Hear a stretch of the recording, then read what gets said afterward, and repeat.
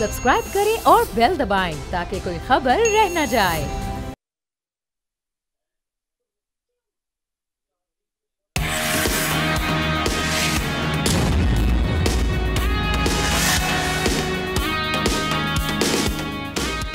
अस्सलामुअलैकुम नाजरीन, आप देख रहे हैं न्यूज़ पंच। मैं हूं आमना खटाना। 5 नवंबर को होने वाले अमरीकी इंतखाबात की तैयारियां उरूज पर हैं और हम देख रहे हैं कि 13 जो दिन हैं वो रह चुके हैं और इलेक्शन कैंपेन अपनी आखिरी मरहले में दाखिल हो रही है। रिपब्लिकन उम्मीदवार डोनाल्ड ट्रंप का कहना है कि खुदा ने उन्हें कातिलाना हमले में इसलिए बचाया कि वो उनसे अहम काम लेना चाहता है, जबकि कामला हारिस ये कहती हैं कि डोनाल्ड ट्रंप जमहूरियत के लिए ख़तरा हैं। इन इलेक्शंस की दिलचस्प बात ये नाजरीन कि इनमें 7 ऐसी रियासतें हैं जहां ना सिर्फ कांटेदार मुकाबला होगा बल्कि उन्हें स्विंग स्टेट्स भी कहा जाता है, यानी उनके नताइज इंतखाबात का पांसा पलट सकते हैं। बरतानवी नशरियाती इदारे की रिपोर्ट के मुताबिक Arizona, Georgia, Michigan, Nevada, north Carolina, Pennsylvania और विस्कॉन्सन ये वो रियासतें हैं जिनके नताइज व्हाइट हाउस जाने का रास्ता हमवार करेंगे। इस वक्त डेमोक्रेट उम्मीदवार कामला हैरिस और रिपब्लिकन उम्मीदवार डोनाल्ड ट्रंप की ज़्यादा तवज्जो इन 7 रियासतों के वोटर्स पर मरकूज है। अब सवाल ये कि व्हाइट हाउस की कुंजी किसके पास आएगी और ये जो अमरीकी इंतखाबात हैं इसका पाकिस्तान बराह रास्त असर क्या होगा, कौन सा कैंडिडेट क्या पॉलिसियाँ रिप्रेजेंट कर रहा है, वो चाहे पाकिस्तान का मामला तो है और इसके अलावा जो एक हम देख रहे हैं दुनिया की तवज्जो एक बड़े अहम इशू पर है, वो है इजराइल गज़ा जो इशू है, कन्फ्लिक्ट है, उस मामले को लेकर किस उम्मीदवार की क्या पॉलिसीज़ हैं। इस सारी डिस्कशन का आगाज़ करते हैं। मैं पैनलिस्ट का तारुफ करवा देती हूँ। एहतशामुल हक साहब हमारे साथ हैं, ज़ाहिर शाह शेराजी साहब हैं, हमाद रुहेला हैं और साथ ही साथ हमें आज स्पेशली ज्वाइन किया है राना मुबशिर साहब ने तज्ज़ियाकार के तौर पे। आप तमाम का बेहद शुक्रिया, राना साहब का खुसूसी शुक्रिया।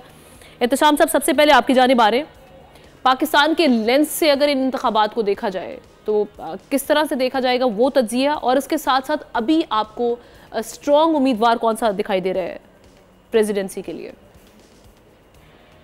देखिए, हम ना जिसको कहते हैं फाइनल स्टेजेस पे मामला चले गए हैं और अब तो बाज़ाहिर तो ये लगता है कि जिस अंदाज से धड़ाधड़ पैसा भी लगाया जा रहा है। बिल गेट्स ने आज आपने देखा कि $50 मिलियन अनाउंस किए हैं और वो तो कहते हैं मैं दोनों को सपोर्टर हूँ, लेकिन कामला के लिए उन्होंने अनाउंस किया उनकी कैंपेन के लिए।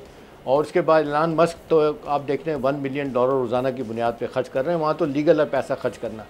देखिए, हम ना 2 डेवलपमेंट पिछले 1.5-2 हफ्तों में बड़ी तेज़ी के साथ हुई हैं। वो ये हुए हैं कि जिस अंदाज से कामला हैरिस ने, पहले तो आप देख लें बाइडन साहब की जो स्पीच हुई थी, प्रेजेंटल मुकाबला हुआ था ट्रंप के साथ, वो नहीं बात कर सके, उनको बहुत बड़ा दचका लगा था, पीछे हटने, फिर अपने आप को पीछे ही कर लिया। उस वक्त ट्रंप की सिचुएशन बहुत अच्छी हो गई थी। उसके बाद से फिर आप देखते हैं कि जो ट्रंप का आप देखते हैं डिबेट होती है कामला के साथ, उसमें कामला बड़ा अच्छा परफॉर्म करती है, नतीजतन इनका ग्राफ नीचे आना शुरू होता था ट्रंप का।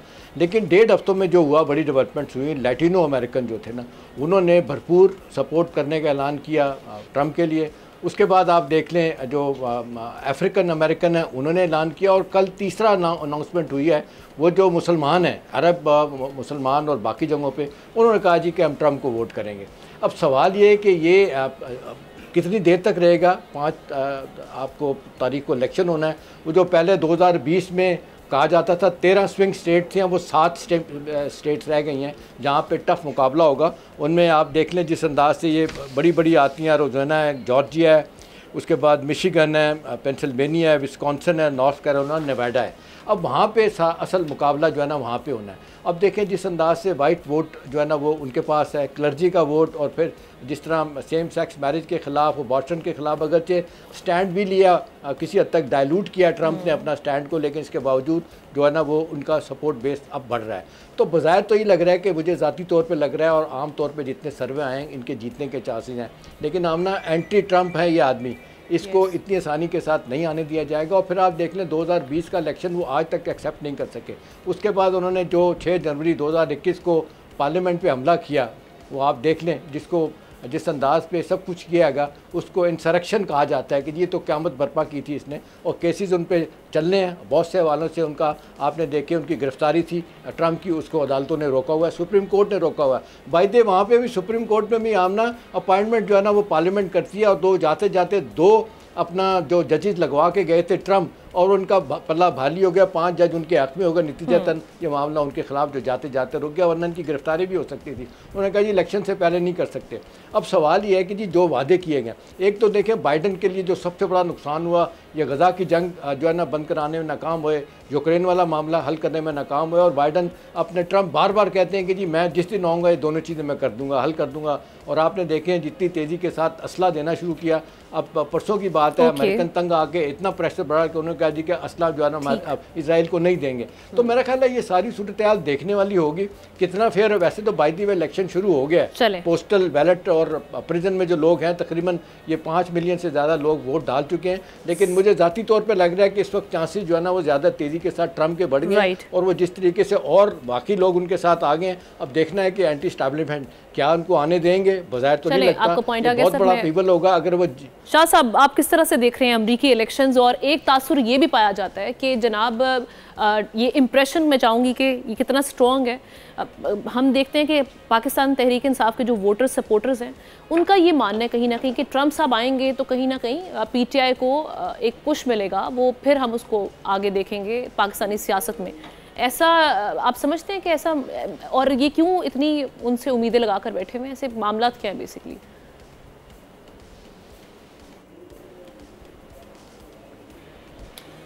देखिए मेरे ख्याल में सीधी सी बात यह है कि वो कहते हैं ना कि सियासत के कहते हैं वो सीने में दिल नहीं होता, तो इसमें कोई हर्ज नहीं है कोई क्या सोचता है क्या नहीं सोचता। और पाकिस्तान बेशक इम्पोर्टेंट है अमेरिका के लिए। अब तहरीक इंसाफ शायद वो पिछले एक लिहाज से पर्सनल इंटरेक्शन रेपो के ऊपर शायद बात करते हो कि ट्रंप साहब ने बड़ा तारीफ़ की थी उनके बानी पीटीआई की एक गैदरिंग के दौरान कि वो बड़े मुतासर हैं उनसे, मे भी एक रीज़न हो सकता है। बाकी मेरे ख्याल में अगर अमेरिका को देखा जाए तो उसकी फ़ॉरेन पॉलिसी अपने इंटरेस्ट के गिर्द घूमती है, वो शख्सियात के गिर्द नहीं घूमती। और अगर जैसे हम अज्यूम कर लें कि पिछली जो इल्ज़ामात थे कि रिजीम चेंज जो है अमेरिका की जानिब से की गई थी, तो एक भी फैक्ट है कि अमेरिका की पॉलिसीज़ मेरे ख्याल में शायद उनके सुदूर के आने जाने से फ़र्क नहीं पड़ती। वो चाहे मिडल ईस्ट की पॉलिसी हो, चाहे वो एशिया की पॉलिसी हो, चाहे वो बाकी ममालिक के हिसाब से उनकी पॉलिसी हो, वो इंटरेस्ट बेस्ड है और मेरे ख्याल में वो अपने इंटरेस्ट के मुताबिक चलेंगी। दूसरी बात आपने की थी कि जीतता कौन है हारता कौन है। देखिए बड़ा इंटरेस्टिंग सिचुएशन है। जैसे आपने स्विंग स्टेट की बात की, उनके मामलात अपनी जगह पे, लेकिन पिछले एक हफ्ते के दौरान जो सर्वेज आ रहे हैं उसमें आप देखिए पहले कामिला हारिस की पोजीशन काफ़ी ज़्यादा मुस्तहकम नज़र आ रही थी, और जैसे एहतशाम साहब ने कहा कि उनकी स्पीचेस ने काफ़ी मोटिवेट किया, बाइडन मुकम्मल फेल हुए थे। लेकिन ये 2-3 एक हफ्ते के जो सर्वेज आए हैं उसमें अब 49, 48 और 52 का मार्जिन परसेंटेज दिखाई जा रही है, यानी ट्रंप जो है वो लीड कर रहे हैं एटलीस्ट बाय 52 to 53%। और मेरे ख्याल में ये एक्सपेक्ट किया जा रहा है कि जैसे कि लतीनो अमेरिकन ने, अफ्रीकन ने और मिडल ईस्टर्न जो मुस्लिम आबादी है उसने भी एक सपोर्ट का ऐलान किया है। लेकिन यहाँ एक चीज़ आप ज़रूर देखें, मिडल ईस्ट की पॉलिसी या गज़ा का मामला ज़रूर इफ़ेक्ट करेगा इस वोट के ऊपर, ये बड़ा ज़रूरी है और होगा भी, क्योंकि जिस तरीके से आम आवाम रिएक्ट करे, जो यंग अमेरिकन रिएक्ट करे, इस पर फ़र्क पड़ेगा। लेकिन एक बात बिल्कुल वाज़ेह है, दुनिया को ये समझना चाहिए कि America basically it is ruled by the Zionist lobby. और अगर आप रिपब्लिकन को देखें या आप डेमोक्रेट को देखें तो एक आपको ज़रा मुकम्मल हार्ड लाइनर नज़र आएगा as far as the Gaza policy या फ़लस्तीनियंस के टूवर्ड्स, और दूसरा आपको थोड़ा बहुत माइल्ड नज़र आएगा। बाकी ये दोनों एक ही फेस है, तो मेरे ख्याल में ये थोड़ा बहुत स्पेस दिया जाता है। बाकी यहूदी लॉबी का बड़ा इंप्रेशन है। दूसरा अगर हम देखें इस वक्त आप पिछले इलेक्शन का रिजल्ट देखें तो हिलरी क्लिंटन ने ज़रूर पॉपुलर वोट जो है वो जीत चुकी थी, लेकिन अगेन जब कांग्रेस रोल की बात आई तो उस वक्त फिर 270 इलेक्टोरल रोल्स हैं वो मेरे ख्याल में जो है वो ट्रंप जीतने के बाद सदर बने थे। तो इस दफ़ा भी एक्सपेक्टेशन शायद यही है कि जिस तरीके से स्विंग स्टेट्स की बात की जा रही है और ओवरऑल जो वोटर टर्न आउट होगा, पॉपुलर वोट अगर बेशक कामिला हारिस ले भी लें, जी हिलरी की बात कर रहा हूँ, मैं हिलरी की बात कर रहा हूँ, मैंने हिलरी की बात की है 30 लाख वोट उसने, तो अब वो मेरे ख्याल में इस दफा ये हो सकता है अगर कामला जो है वो पॉपुलर वोट ले भी ले। एक मिनट प्लीज, जी मुझे बात कंप्लीट कर ले। जी जैसे मैं अर्ज इससे पहले बात कर रहा था, एक तो ये साउंड एको हो रही है मेरी अपनी, इसको काइंडली जरा ठीक करवा ले। दूसरा पॉपुलर वोट अगर बेशक कामला अगर जीतती भी है, लेकिन फिर इलेक्टोरल रोल के अंदर अगेन ये जो है प्रेडिक्शंस है कि शायद ट्रंप जो है वो ओवरऑल लीड लेंगे, तो डिपेंडेंट आपके उसके ऊपर ही होगा।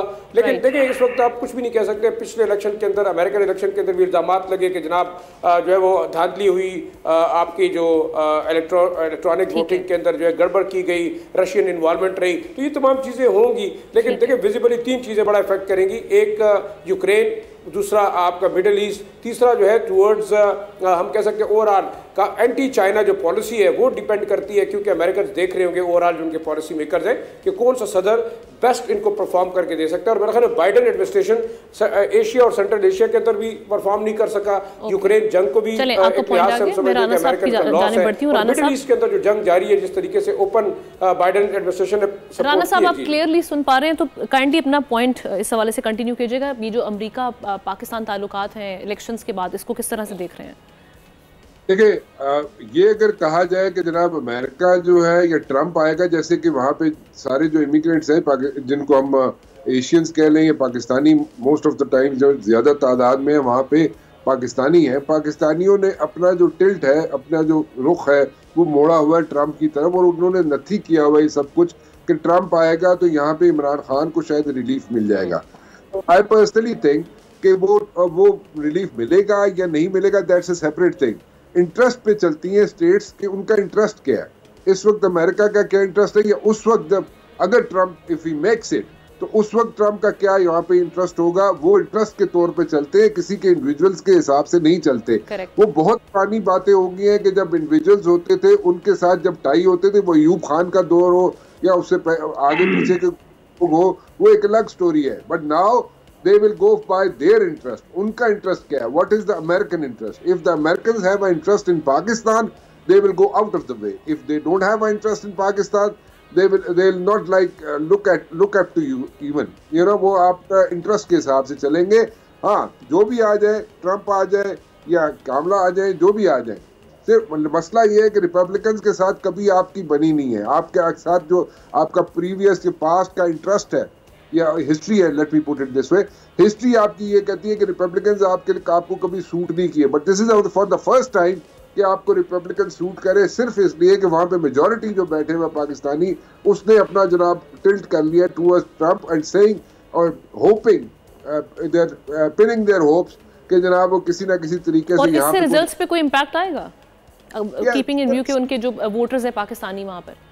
Yeah, definitely they are for it. They are for it. Ji, they are for Trump. They are for Trump. उसमें कोई शक नहीं है। उनकी मेजॉरिटी जो है they are for Trump. और ये this is a new thing कि रिपब्लिकन्स के साथ आप नथी हो रहे हैं, रिपब्लिकन्स को आप सपोर्ट कर रहे हैं, यानी कि पाकिस्तानी सपोर्ट कर रहे हैं रिपब्लिकन्स को। This is something new कि रिपब्लिकन जो है एंटी इमिग्रेंट्स हैं, एंटी इमिग्रेशन है, फिर भी वो आपको सपोर्ट कर रहे हैं जनाब। लेकिन सिर्फ होप ये है, और उन्होंने अपनी जो यहाँ पे उम्मीदें लगा के रखी हुई हैं, वो ये है कि किसी न किसी तरीके से यहाँ पे सिचुएशन चेंज हो जाएगी, which I personally think interest based होती है। इंटरेस्ट होगा तो ठीक है, नहीं होगा तो I don't think so it's going to happen. Right. आपकी जाने बातें हमाद, एक तो सारे मामलात के साथ साथ ये भी ऐड ऑन कीजिएगा, ये जो इजराइल वाली पॉलिसी है, इसमें अगर ट्रंप साहब आते हैं प्रेसिडेंसी पे तो उनके होते हुए किस तरह से मामलात आगे बढ़ेंगे? ये जो अभी सिचुएशन चल रही है, इस कन्फ्लिक्ट में कुछ हम देखेंगे कि कुछ बेहतरी आएगी, कुछ नरमी आएगी, या इजराइल को रोका जाएगा इन मामलात में आगे बढ़ने से मजीद? इस सवाल का जवाब भी मेरे नज़दीक मेरे तीनों सीनियर पैनलिस्ट बड़ा बखूबी दे चुके हैं। मैं उसी को कुछ जरा समरी में आपको बयान कर देता हूँ। किसी भी मुल्क की फॉरेन पॉलिसी उसके अपने इंटरेस्ट में होती है। कभी भी वो वहां अमेरिका की पॉलिसी प्रो पैलेस्टीन या प्रो पाकिस्तान नहीं होगी। मदद देने वाला या ताकतवर मुल्क किसी और को खुश करना नहीं चाहता।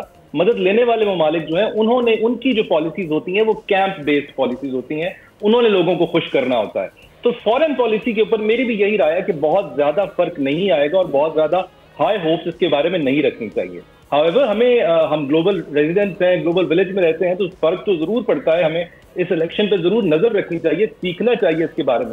इस वक्त जब हम इलेक्शन को देख रहे हैं तो ये तासुर मजीद तकवीत बख्श रहा है, पकड़ रहा है कि ये जो नैरेटिव बिल्डिंग है ये किसी भी सियासतदान के लिए बहुत इंपॉर्टेंट होती है। मेरे नजदीक ये बात तो हमेशा से ही इंपॉर्टेंट थी। कहा जाता है कि शायद ये सोशल मीडिया के आने के बाद ज्यादा रेलिवेंट हो गई है, लेकिन प्रिंटिंग प्रेस का जमाना था, टेलीविजन का जमाना था या उससे पहले का जमाना था, पैगाम रसाई हमेशा से पॉलिटिशियंस के लिए बहुत इंपॉर्टेंट रही है। फर्क मेरे नजदीक अभी सिर्फ ये आया है कि जो अटेंशन स्पैन है वोटर का और आपके रेजिडेंट का, वो बहुत कम हो गया है। उसको 30 सेकंड में अपनी इंफॉर्मेशन चाहिए, वो चाहता है कि शॉर्ट वीडियोस की शक्ल में उसको पता चल जाए। ये इस बात का सबूत कैमला हैरिस की कैंपेन में भी आपको नजर आता है। जी बिल्कुल, कैमला हैरिस की कैंपेन में भी नजर आता है। आपने उनका एक इंटरव्यू देखा होगा जिसके अंदर उनसे सवाल किया गया था कि अगर आपको पिछले 4 साल में मौका दिया जाता, ताकत दी जाती, तो कौन सा ऐसा फैसला है जो आप बाइडेन प्रेसिडेंसी से मुख्तलिफ करती। इसके जवाब में उन्होंने फौरन कह दिया कि मेरे ज़हन में ऐसी कोई चीज आ नहीं रही। ये 10 से 15 सेकंड का क्लिप था that Trump and his voters needed. उन्होंने इसको इस तरीके से एडिट किया, इन पॉलिसीज, इंसिडेंट्स और इवेंट्स के साथ लगा के जोड़ा कि वो इंतहाई न्यूसेंस क्रिएट कर गया कैमला हैरिस के लिए। उनको दोबारा क्लैरिफिकेशन देनी पड़ी कि मेरी प्रेसिडेंसी को बाइडेन की प्रेसिडेंसी की कंटिन्यूएशन ना समझा जाए। इंसान की ख्वाहिश होती है कि उसके आने वाला कल जो है उसके आज से बेहतर होगा, और नफ्सियात ये होती है कि वो बेहतरी को तब्दीली से जोड़ता है। तो इलेक्शन डे पे भी ये लोग यही सोचेंगे, वोटर यही सोचेगा कि क्या वो चाहता है कि अगले 4 साल वैसे ही गुजरे जैसे पिछले 4 साल गुजरे। इसको देखते हुए कैमला हैरिस को कोशिश करनी चाहिए कि वो अपने आप को बाइडेन के शेडो से निकालें। अगर वो ऐसा नहीं कर पाती तो शायद नतीजा उनकी तवक्कुआत से बरक्स हो सकता है। ठीक है, आपका इस हवाले से पॉइंट आ चुका है। एक ब्रेक लेते हैं नाज़रीन, ब्रेक के बाद सियासत में क्या हो रहा है इस हवाले से बात करेंगे।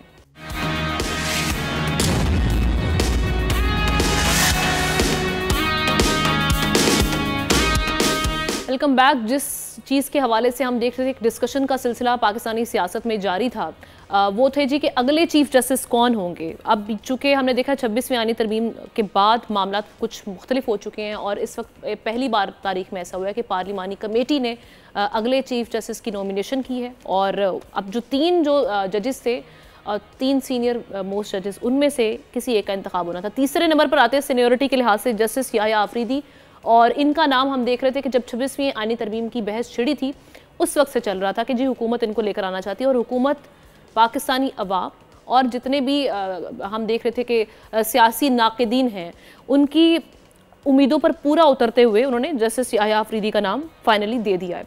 अब उसके बाद हम देख रहे हैं कि डिस्कशन का आगाज़ हो चुका है, और ये कहा जा रहा है कि जो 26वीं आईनी तरमीम थी, जो इंटेंट थी बेसिकली, वो कहीं ना कहीं वो तासुर जो है वो मजबूत हो चुका है। किस तरह से हमारे पैनलिस्ट देख रहे हैं राना साहब, ये मामला तो फिर वही जानिब जा रहे हैं ना कि भाई अपनी मर्जी का जज लगाना था, जिसके लिए फिर वो एक कवर लिया गया जी हम जुडिशल रिफॉर्म्स, अवाम की जो पेंडेंसी ऑफ केसेस, वो तो फिर बहाने हुए ना कहीं। इस इक़दाम को कैसे देख रहे हैं? जी आप ठीक कह रही हैं कि बेसिकली जो आम आदमी है उसका इशू तो है लोअर कोर्ट्स में। वहाँ पे तो दादा एक केस करता है तो शायद जाके पोते को कोई रिलीफ मिल जाए, तो वो बेसिकली तो अवाम की अगर बात की जाए तो वो वहाँ तक है मौजूद। बाकी रह गया मसला यहाँ पे सुप्रीम कोर्ट में, या उसके कैसे जज बनना था, किसने बनना था, ठीक है ये सारी चीज़ें हो गई। अमेरिका में भी अगर देखा जाए तो देखें वहाँ पे भी आपको एक सामने पेश होना पड़ता है एक कमेटी के सामने, और वहाँ पे बहुत क्रॉस क्वेश्चनिंग होती है जिस भी जज को रखा जाता है वहाँ पे। लेकिन देन अगेन वहाँ पे अकाउंटेबिलिटी का प्रोसेस डिफरेंट है। वहाँ पे जो कमेटी है उसकी भी अकाउंटेबिलिटी हो जाती है। यहाँ पे जो पॉलिटिशियंस हैं क्या वो अपना किरदार अदा कर सकेंगे, क्या न्यूट्रलिटी जो है उसको रख सकेंगे कि जहाँ पे किसी का क्वेश्चन ना उठे, कोई सवाल ना उठे, कोई उंगली ना उठे, वो जरा रखना बहुत ज़रूरी है। अगर नहीं रखेंगे तो एक सिचुएशन बनेगी, और वो सिचुएशन जो है दिन ब दिन खराब होती जाएगी।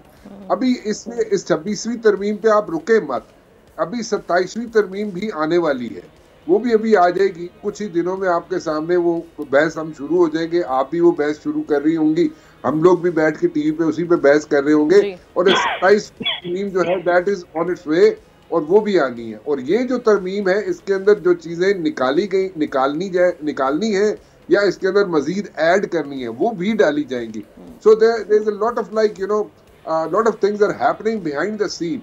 सो वो जब चीजें सामने आएंगी उसमें और चीजें जरा थोड़ी सी I would say we can hope for the best. We are keeping our fingers crossed on this one, right. But let's see what's going to happen. But फिलहाल जो है वो एक सिचुएशन है, और टीदिंग प्रॉब्लम्स है, और टीदिंग प्रॉब्लम्स जो है वो होंगे, और टीदिंग प्रॉब्लम्स को आप इग्नोर नहीं कर सकते। उसको कैसे आप उसमें से निकलेंगे वो अभी आपको खुद आपने देखना है। और हर चीज जो पॉलिटिशियन उठा के लेके चले जाते हैं ना अदालतों में, वो लेके जाना बंद करें। खुद बैठ के अगर सॉर्ट आउट कर सकते हैं तो अदालतों का बोझ भी कम हो जाएगा, उन पे जरा थोड़ी सी जान उनकी छोड़ें, खुद भी अपना काम भी चला लेना आप, तो मेरे ख्याल बेहतर हो जाएगा। हमाद, ये पहले तो आपने इख्तियारात तो वैसे ही कम कर दिए थे। मंसूर अली शाह साहब आते तो ये वाला जो एक इनकी इंटेंट पे सवाल उठ रहा था 26वीं आईनी तरमीम के पीछे, वो तासुर को ये बड़े आराम से जायल कर सकते थे, बड़ी परफेक्ट अपॉर्चुनिटी थी। अब एक इस चीज़ के साथ साथ इसको भी ऐड ऑन कीजिएगा, रॉबस्ट किस्म का रिएक्शन आ सकता है लीगल फ्रेटर्निटी, क्योंकि कह तो रहे हैं कि वकला मूवमेंट आई थी, इसके अलावा जो जजेस बैठे हुए हैं खामोश, उनकी जानिब से। जी बिल्कुल, अमेरिका की बात हो रही थी पिछले सेगमेंट में भी। मैं अभी भी इस सवाल के जवाब में आने से पहले एक अमेरिकन पर्सनालिटी का एक मकूला है, कॉल है, सेइंग है, मैं वो सुनाना चाहूंगा। एलेनर रूजवेल्ट उनका नाम था, वो अमेरिकन फर्स्ट लेडी रही 1930s एंड 40s में। उन्होंने कहा था कि great minds discuss ideas, average mind discuss mind, small minds discuss people. मैं कोशिश करूंगा कि मैं अपना ये जवाब इसी सेइंग को सामने रखते हुए दूं। मैं याहिया साहब की शख्सियत के ऊपर कोई बात नहीं करना चाहूंगा, किसी मंसूर अली शाह की शख्सियत पे कोई बात नहीं करना चाहूंगा, मुनीब अख्तर साहब की शख्सियत पे कोई बात नहीं करना चाहूंगा। इसी तरीके से मैं इनमें से किसी एक के ज़हनी रुझान पे भी बात नहीं करता। मैं ये भी नहीं कहता, पेशन गोई भी नहीं कर सकता कि इनके मुतवक्का फैसले क्या होंगे। मेरे ख्याल से ज्यादा इंपॉर्टेंट ये है कि हम पॉलिसी इस तरीके पे बात करें कि ये जो तरीकेकार से जिस तरीके से नोटिफाई किया गया है, क्या वो तरीका ठीक है या तरीका ठीक नहीं है। इसकी अफादियत के लिए, इस पॉलिसी की अफादियत को देखने के लिए जरूरी है कि हम पिछली प्रोसीजर को भी आपकी आवाम को याद करा दें कि पहले नोटिफिकेशन कैसे होता था, पहले सुप्रीम कोर्ट का चीफ जस्टिस कैसे बनता था। तो पहले तरीकेकार ये था कि जो भी सीनियर मोस्ट जज होता था ऑटोमेटिकली उसको नोटिफाई कर दिया जाता था। सीनियरिटी ऐसे जज की जाती थी कि तारीख तकर्री देखी जाती थी कि कौन नौकरी में पहले आया। वहां पर अगर कोई शुबा होता था, दो लोग ऐसे आ जाते थे जिसमें टाई हो जाए, तो फिर तारीख पैदाइश देख ली जाती थी। मेरे नजदीक ये कोई बहुत अक्लमंद तरीकेकार नहीं था, बहुत बेहतर तरीकेकार नहीं था, एक कमजोर तरीकेकार था मेरे नजदीक। कन्वेयर बेल्ट में तो हम ये कर सकते हैं कि जो सामान पहले रखा जाए वो पहले आगे आ जाए। एयरपोर्ट की हद तक तो ये फैसला ठीक है, लेकिन आपको याद कराता चलूं, आपको बताता चलूं आप लोगों को कि जब आप कोई भी सरकारी मुलाजिम होते हैं, किसी भी लेवल पे होते हैं, किसी ग्रेड में होते हैं, किसी डेजिग्नेशन में होते हैं, तो प्रमोशन के लिए आपकी एक फिटनेस का कम सीनियरिटी का क्राइटेरिया है। दोनों चीजों को देखा जाता है, फिटनेस और सीनियरिटी दोनों को। इसी तरीके से अगर आप मातहत अदलिया में अपॉइंट होते हैं, सिविल जज बनते हैं, आप सेशन जज बनना चाहते हैं, एंड में जिली लेवल को हेड करना चाहते हैं, तो उसके लिए भी आपकी एनुअल कॉम्पिटेंस रिपोर्ट्स को देखा जाता है कि आपकी लेवल क्या रहा है, आपने कैसे परफॉर्म किया है। तो इस बात में तो कोई दो राय नहीं है कि ये जो पहले वाला तरीका है वो बहुत अच्छा नहीं था आइन के। लेकिन अब जो तरीका जिस वक्त चेंज किया गया वो वक्त बड़ा इंपॉर्टेंट है। जो जब 6 जजेस के एक मामला आता है लेटर का, उसके बाद ही मामला। मैं बिल्कुल उसके ऊपर भी आता हूँ। तो ये जो तरीकेकार था जिसमें एक मैकेनिकल तरीके से नोटिफाई कर दिया जाता था, अकल और मंतक का कोई लेना देना नहीं था, या नादरा से हेल्प ली जाती थी कि शनाख्ती कार्ड पे आप डेट बता दीजिए, ये रियासत के एक तीसरे जो सतून है उसकी सरबराह चुनने के लिए बहुत अच्छा तरीका मैं कह रहा था कि नहीं था, गैर मुतासिर था। इस वक्त जो अभी तरीका आया, अब जरा उसको भी देख लें, उसके बाद इसकी टाइमिंग पे भी बात की जा सकती है। अब तरीकेकार ये है कि 3 सीनियर मोस्ट जजेस का नाम जाएगा और पार्लिमानी कमेटी उसमें से किसी भी एक जज को मुंतखब कर देगी। क्या मयार होगा, क्या अनासिर सामने रखे जाएंगे, ये आपको भी नहीं पता, मुझे भी नहीं पता कि कौन से ऐसे अनासिर थे, कौन से मयार था, कौन सा क्या क्राइटेरिया था जिसके ऊपर मंसूर अली शाह साहब को गैर मौजू करार दिया गया, जिसके ऊपर मुनीब अख्तर साहब को गैर मौजू करार दिया गया, जिसके ऊपर आइडियल कैंडिडेट याहिया अफरीदी साहब को समझा गया। मैं इन ऑल फेयरनेस ये भी उम्मीद रखना चाहूंगा कि याहिया अफरीदी साहब भी ना जानते हों कि ये कौन सी रेस थी जिसके अंदर वो फर्स्ट आ गए और उनके जो कलीग्स हैं वो पीछे रह गए हैं। जब आपने हमें ये मेयार ही नहीं बताया, आपने हमें क्राइटेरिया ही नहीं बताया, तो आप हमसे कैसे उम्मीद कर सकते हैं कि इस कमेटी के दिए गए फैसले पे हम यकीन कर लेंगे कि डाउट्स रेज ना हो, ऐसे क्वेश्चंस रेज ना हो। बिल्कुल ठीक है। इसके ऊपर मैं एक बात करना चाहता हूं क्विकली। आप जब कमेटी के मेंबर से पूछा गया कि क्या हुआ, कार्रवाई क्या हुई, कमेटी में क्या हुआ, तो उन्होंने सब अच्छे की रिपोर्ट दी, कहा कि बहुत अच्छी डिस्कशन हुई है हमारी। जब इसमें मजीद पूछा गया कि क्या अच्छी डिस्कशन हुई है, कैसे चुना है, तो उन्होंने कहा जी 3/4 मेजॉरिटी से चुना है। अक्सरियत राय हर चीज का हल नहीं होती। अगर हर चीज का हल सिर्फ अक्सरियत राय होती तो फिर आपके घर में कोई बीमार होता है, घर में वोटिंग करा लिया करें कि इसको पैरासिटामोल देनी है या कीमो करानी है, आप डॉक्टर के पास लेकर जाते हैं, वो आपके बॉडी वाइटल्स देखता है और उनके मुताबिक फैसला करता है। इसी तरीके से हमें बताया जाना चाहिए कि क्या क्राइटेरिया है जिसकी बदौलत अक्सरियत राय पे पहुंचे हैं। चलें, आपका पॉइंट आ चुका है शाह साहब। ये एक तासुर ये भी पाया जा रहा था कि याहिया आफरीदी साहब, इस हवाले से खबरें भी चल रही थी, डिस्कशन भी थी कि जी याहिया आफरीदी साहब खुद हो सकता है इसको रिफ्यूज़ करते हैं, इस ऑफ़र को, लेकिन ये वाले मामलात भी नहीं हुए ताकि वो किसी भी तनाज़े से बच सकें, मुतनाज़े ना हो। जी देखिए, मैं एक चीज़ जो मुझे समझ आती है वो ये है कि याहिया आफरीदी साहब का बैकग्राउंड भी है, और उस बैकग्राउंड को अगर देखें तो मेरे ख्याल में उनके वालिद साहब लंदन में पैदा हुए, फिर वो मिलिट्री में भी रहे, उसके बाद वो पॉलिटिकल एजेंट भी रहे।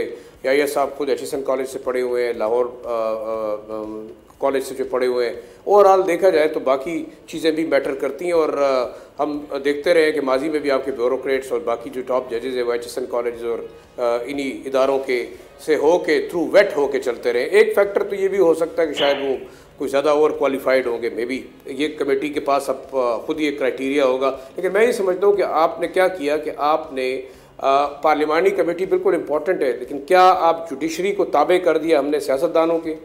अब वही असम्बली जो कि जिसके ऊपर जुडिशरी को नज़र रखनी थी, जिसके ऊपर बाकी इदारों ने चेक रखना था, आपने उसी जुडिशरी को उनके ताबे कर दिए। तो आप कैसे एक्सपेक्ट कर सकते हैं कि जो सुप्रीम जजेस हैं वो कोशिश करेंगे कि हुकूमती मामलात के अंदर, डिपार्टमेंट के मामलात के अंदर किसी भी लिहाज से वो अपनी राय देंगे या वो डिसीजन करेंगे। वो तो all the time under pressure ही रहेंगे कि जनाब कल अगर वो वाकई अपनी कैरियर ऑफ सर्विस में 50 साल तक अच्छी परफॉर्मेंस करने के बावजूद, 25-30 साल तक सर्विस के होने के बावजूद वो इन्हीं के सवाबदीद पे जाके जो है वो फैसला होगा। और क्या आपके ख्याल से ये पार्लिमानी कमेटी इतनी ज़्यादा इंडिपेंडेंट थी जिसने मेरिट के ऊपर सिलेक्शन की होगी, और फिर आगे जाके प्राइम मिनिस्टर साहब ने वाकई पार्लिमानी कमेटी ने वो तो कहा कि 2/3 मेजॉरिटी से हमने नाम दे दिया, तो क्या हो सकता है प्राइम मिनिस्टर ने सिर्फ उसी नाम को फॉरवर्ड किया हो।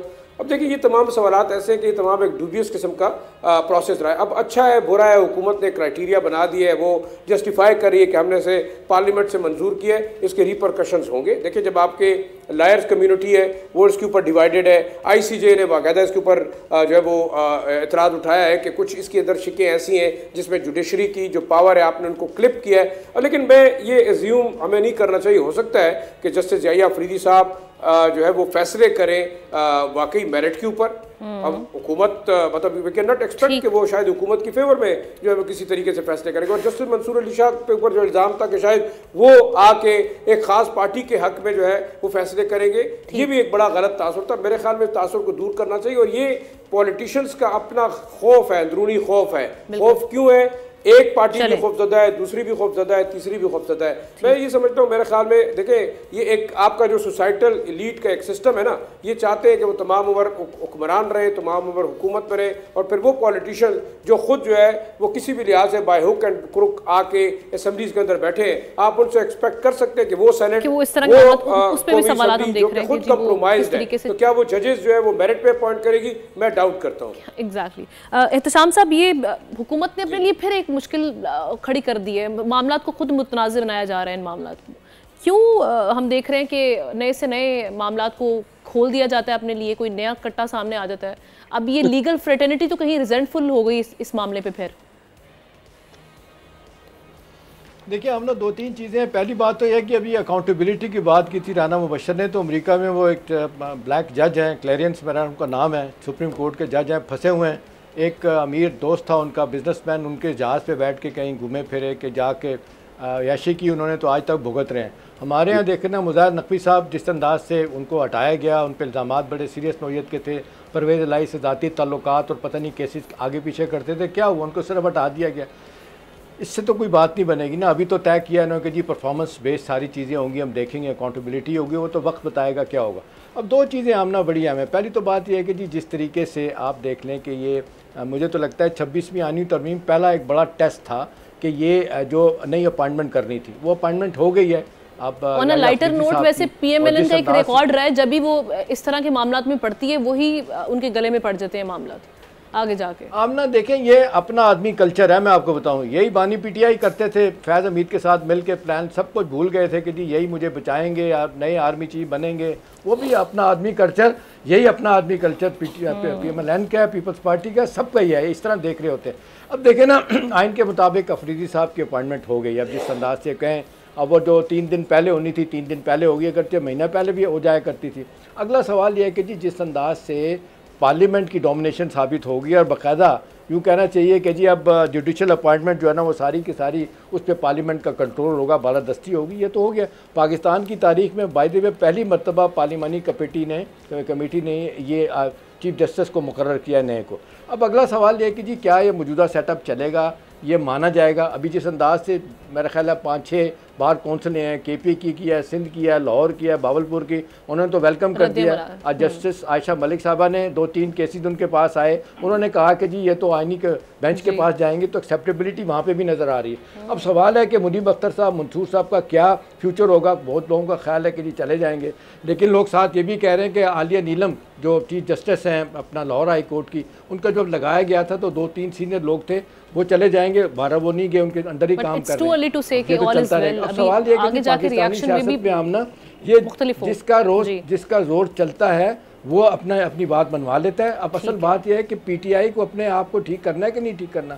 यानी आप और मैं छोड़ दें, जिस अंदाज से आज कॉलम लिखा है, याद अमीर साहब ने इलेक्शन भी इनके लिए लड़ा था उन्होंने, वो कहते हैं कि आप लूजर हैं, आपने गलत किया। लोग कह रहे हैं कि जी एक बाकायदा बेहतर लोगों की टीम होनी चाहिए। इस तरीके से वो कहते हैं जिस तरीके से 26वीं आईनी तरमीम पास कराई गई है, जब हम उस तरीक़ाकार इतना वो मुतनाज़े हो गया, जब हम उसका हिस्सा नहीं थे तो हम इस पार्लिमानी कमेटी का क्या हिस्सा? ना, ये मुतनाज़े नहीं हो, आप कह रही है मुतनाज़े हो गया या PTI कह रही है मुतनाज़े नहीं हुआ। मैं नहीं कह रही, लेकिन मैं हमेशा ये बात कहता हूँ कि पार्लियामेंट के जरिए बाकी सियासतदान जो बाकी पार्टीज का हिस्सा है वो भी इस हवाले से बात कर रहे हैं। कैसे हो गया तमाम ये सिर्फ नहीं PTI सपोर्टर या PTI मेरी बात सुन लेना, मुझे मौका भी दें आखिर में बोलने का। मुझे आप मौका भी नहीं दे रही हैं, मेरी बात तो सुन लें, अभी आप प्रोग्राम खत्म कर देंगे। देखिए इसको समझने की जरूरत है। मैं आपको रोज एक बात कहता हूं कि जी मोरालिटी नहीं है इस मुल्क में, कहीं भी नहीं है। PTI भी यही करती है, नून भी यही करती है, बड़े बड़े फैसले करते हैं, उसके बाद अपनी मर्जी के फैसले सियासी और जाती तौर पर कर रहे होते हैं। एक्सेप्टेबिलिटी क्या है? अगर आप लोग समझते हैं कि जी 9 मार्च 2007 रिपीट किया जाएगा तो वो नहीं होगा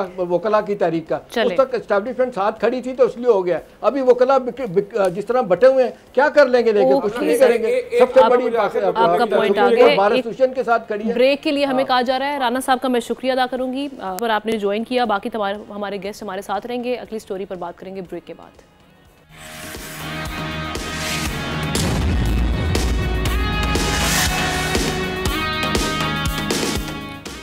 वेलकम बैक। एक जानिब हम देख रहे हैं कि के इलेक्ट्रिक ने अवाम का जीना दूभर किया हुआ है, दूसरी जानिब के इलेक्ट्रिक इंतजामिया के भी मामला आपके सामने रखते हैं। CEO है के इलेक्ट्रिक के मोने सलवी साहब, जो कि खुद को मावराए कानून से बालातर समझ रहे हैं। मोने सलवी के खिलाफ गुज़श्ता 4 साल से हम देख रहे हैं कि सेक्सुअल हैरेसमेंट का केस चल रहा है, लेकिन वो 20 मरतबा समाअत मुलतवी करवा चुके हैं। आप देख लें कि वो कितने इस मामले में ताकतवर हैं। कंप्लेनेंट के मुताबिक मोना सलवी ने ज्वाइनिंग देते ही डिनर पर जाने की उनको पेशकश की, कई मरतबा नाजेबा अल्फाज का इस्तेमाल किया, जबकि चीफ पब्लिक ऑफिसर को शिकायत करने के बाद मोना सलवी ने ज़्यादा तंग करना शुरू कर दिया और बाद में उनको नौकरी से बरतरफ भी कर दिया।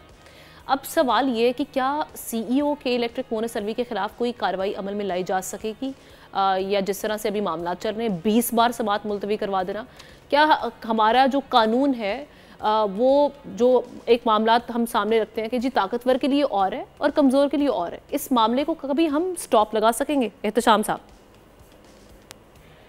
देखिए हम ना कॉर्पोरेट लेवल पे इस तरह के वाक़यात बड़े कम होते हैं, अगर कब हों भी तो उसका बड़ा सीरियस नोटिस लिया जाता है, क्योंकि कंपनी की रेपुटेशन का सवाल होता है। अभी के इलेक्ट्रिक को आप आमना देखेंगे, पहले ही उनकी मैनेजमेंट पे बड़े सीरियस नौयत के इल्ज़ामात लगते हैं, चाहे बिजली की चोरी का मामला हो, चाहे लोगों को वक्त पे बिजली देने का मामला हो, चाहे लोड शेडिंग का मामला हो, बिजली महंगी होने का मामला हो। अब दूसरी तरफ ये काम शुरू हो गया हैरेसमेंट वाले केसेस। चलें, एक तो होता है ना कि जी खबर छप गई, आपने इल्ज़ाम लगाया, उसके बाद क्लैरिफिकेशन आ गई जी हमने तो कुछ नहीं किया। अब एक बाकायदा केस हैरेसमेंट का खातून लेके वहाँ गई हुई है, क्या वजह है कि उसको वक्त नहीं दिया जा रहा, क्या वजह है कि उसका केस टेकअप नहीं किया जा रहा? क्या हम ये समझें कि जी जो इन्फ्लुएंशियल लोग हैं और कॉर्पोरेट सेक्टर में बैठे लोग हैं ना, वो ये काम करेंगे, they can get away with it? मेरा ख्याल है वक्त आ गया कि अब ये सब कुछ नहीं चलेगा, लोगों को नोटिस लेना चाहिए। और जो अदालतें हैं जिनके पास ये केसेज है वो क्यों डिले करती हैं? ये तो डेफिनेटली फिर कनामन समझ आती है, बड़ा वाज़ेह तौर पे लगता है कि उनको बचाने की कोशिश कर रहा है और कहीं ना कहीं उस खातून के साथ ज़्यादती की गई है और फिर आप नौकरी से भी फारिग कर रहे हैं। तो मेरा ख्याल है इसको रोकने का एक ही तरीका है कि सिंध गवर्नमेंट इसका नोटिस ले, फेडरल गवर्नमेंट इसका नोटिस ले और हमारी जो ह्यूमन राइट्स की और ख़वातीन जो तंजीमें हैं वो इसका नोटिस लें और इस हवाले से उनको एहतजाज करना चाहिए। मतलब कराची कॉरपोरेट इतना बड़ा मामा अब जिसको कहते हैं शहर है, सबसे ज़्यादा रेवेन्यू देने वाला शहर है, वहाँ पे जो पढ़े लिखे लोग हैं ख़ासतौर पे ख़वातीन हैं, अगर उन पे हैरेसमेंट के और इस तरह हरासानी के केसेस होंगे और उनके साथ ज़्यादती की जाएगी तो कौन पढ़े लिखे लोग, कौन पढ़ी लिखी ख़वातीन इस मैदान में आएंगे। तो मेरा ख्याल है वक्त आ गया कि इसका सिंध गवर्नमेंट नोटिस ले, हुकूमत पाकिस्तान नोटिस ले और मेरा ख्याल है सारी हम देखते हैं कि इस हवाले से मीडिया को भी चाहिए कि सारा दिन जो सियासी मामलात सोशल इश्यूज़ को नाम ही नहीं लेते, जुल्म ज़्यादती इंतहा पे पहुँच गई है लोगों के साथ और लोगों के साथ जिस अंदाज से आप देख लें कि जॉब का मसला हो, चाहे और इश्यूज़ हों, ख़वातीन के बुनियादी हकूक़ का मसला हो, उनके साथ ज़्यादतियों का मसला हो, उनको नहीं उठाया जाता। उनको मेरा ख्याल है मीडिया को भी चाहिए कि वक्त आ गया हम ना वो भी इन चीज़ों को हाईलाइट देखें और जो रिलीफ मिलना चाहिए जिनको मिलना चाहिए। जी शाह साहब, एक जानिब हम ख़वातीन को एम्पावर करने की बातें करते हैं, लेकिन जब कोई खातून इस तरह का केस लेकर आती है, ख़ास तौर पे ये मोना सलवी जैसे लोगों के खिलाफ जो इतने इन्फ्लुएंशियल या पावरफुल हैं कि 20 समातें वो मुलतवी करवा चुके हैं, तो वहाँ पर हम ध्यान नहीं धरते, वहाँ पर हम उनको इग्नोर कर दिया जाता है। ऐसे वाक़यात की रोकथाम ही तब मुमकिन है जब हम इनको इबरत का निशान बनाएंगे। किस तरह से देख रहे हैं इस वाक़े को? देखिए मेरे ख्याल में देखिए इस ख़ास तौर पर जो हरासमेंट इश्यूज़ है, वर्क प्लेस हरासमेंट के मामले में तो बिल्कुल इनटॉलरेबल हमारी पॉलिसी होनी चाहिए। लेकिन आप फिर देखते हैं कि नेक्सस है उन ऑफिसर्स का भी, जैसे कि इलेक्ट्रिक के अंदर भी मोहन साहब जो है शायद ताकतवर अफसर नज़र आ रहे हैं। दूसरा आपकी जो लीगल लेकुनाज है वो कितने प्रॉब्लमेटिक है। खातून इतनी दफ़ा अगर 20 दफ़ा वो अदालत आएगी और 4 सालों के अंदर उसका केस हेयरिंग नहीं होगी तो आप देख सकते हैं कि 4 सालों के अंदर क्या मामला हो सकते हैं। मैं ये समझता हूँ कि Sindh commission on status of women मौजूद है, शायद वो क्यों चुप है, उसको चाहिए था कि उस मामले के अंदर पार्टी बनती और बाकायदा जो एक पावरफुल हैरेसर है उसके खिलाफ जो है वो जाके कोर्ट में भी सपोर्ट करती खातून की। क्योंकि कौन आएगा सामने जब आप इस किस्म के मामला होंगे कि अदालतें रिलीफ नहीं दे रही, अदालतें जो है पावरफुल जो हैरेसर है उनके खिलाफ एक्शन नहीं दे रही। दूसरा देखिए हमारे यहाँ national commission on status of women एक बड़ा इदारा और है जिसकी सरबराह हमेशा ये कहती रही है कि शमाला तारिक साहबा जब होती थी तो उन्होंने कहा कि इवन अगर आप किसी को गुड मॉर्निंग का मैसेज भेजते हैं किसी खातून को उनकी मर्जी के खिलाफ तो वो भी हैरेसमेंट के ज़मरे में आता है। तो मैं तो ये हैरान हूँ कि फेडरल लेवल और प्रोविंशियल दोनों लेवल के ऊपर क्यों ये तमाम लोग जो है वो चुप करके बैठे हुए हैं। बाकी आप छोटी छोटी चीज़ों के ऊपर तो देख रहे हैं कि हर चीज़ को केस स्टडी बनाने के लिए और उसको उछालने के लिए तो मेरे ख्याल में हर इदारा सामने आता है। इंतहाई क्रिमिनल नेग्लिजेंस है on the part of the Sindh government भी, ना सिर्फ यहाँ पे जो ह्यूमन राइट्स और वुमेन राइट्स के इदारे हैं सिंध के अंदर उनकी भी एक बहुत बड़ी जो है वो शायद नाकामी है। और मैं तो कहूँगा कि आसफा भुट्टो जरदारी साहिबा हमेशा ये बात करती रही है कि वो इन मामलात के अंदर और ख़ासतौर पर जो राइट्स के हवाले की बात है, माइनॉरिटीज़ राइट्स की वो बात करते हैं, वुमेन राइट्स की उनकी वालदा मोहतरमा बात करती रहे, तो उनको शायद उठाना चाहिए। और जो सिंध असेंबली के अंदर लोग बैठे हुए हैं मुझे तो नहीं समझ पड़ रही कि वो क्या कर रहे हैं, क्योंकि हमने देखा कि बड़ी पावरफुल आवाज़ें उठती रही हैं इन तमाम इशूज़ के अंदर और फेडरल लेवल के ऊपर। और जब कोई जो सबसे इसमें जो इम्पोर्टेंट एलिमेंट है कि खातून कितनी हिम्मत जमा करके किसी एक ऐसे ताकतवर के खिलाफ आवाज़ बुलंद करने का पहले हिम्मत जमा करके सोचती है, कंप्लेन फाइल करती है, उसको इंसाफ की उम्मीद होती है और फिर हम देखते हैं कि ना तो उस पर कोई कार्रवाई होती है बल्कि उस औरत की नौकरी भी उसके हाथ से चली जाती है, वो जो एक उसकी रोजी रोटी है वो भी उससे छीन ली जाती है। जी मैं ये कह रहा हूँ कि हम ना जिस अंदाज से नारेबाजी की जाती है, कहा जाता है, मरियम नवाज़ ख़ास तौर पे बड़ा तीसरे दिन बयान होता है कि जी ख़वातीन उनकी रेड लाइन है, कभी उनके साथ कुछ ज़्यादती होगी, बच्चों के साथ होगी, बर्दाश्त नहीं करेंगे। इस तरह सिंध गवर्नमेंट से भी इस तरह के बयानात आते हैं। भाई बयानात बिल्कुल ऐसा ही है। सिंध हुकूमत से हमारी अपील है, हमने इस मामले को आगे रेस किया है, आगे हाईलाइट किया है। अब भी ये सिंध हुकूमत इस पर कोई कार्रवाई करे, हम उम्मीद रखते हैं उनसे। प्रोग्राम का वक्त खत्म हो जाता है। मैं अपने तमाम पैनलिस्ट का शुक्रिया अदा करूँगी। आपसे मुलाकात होगी कल। अल्लाह हाफिज़।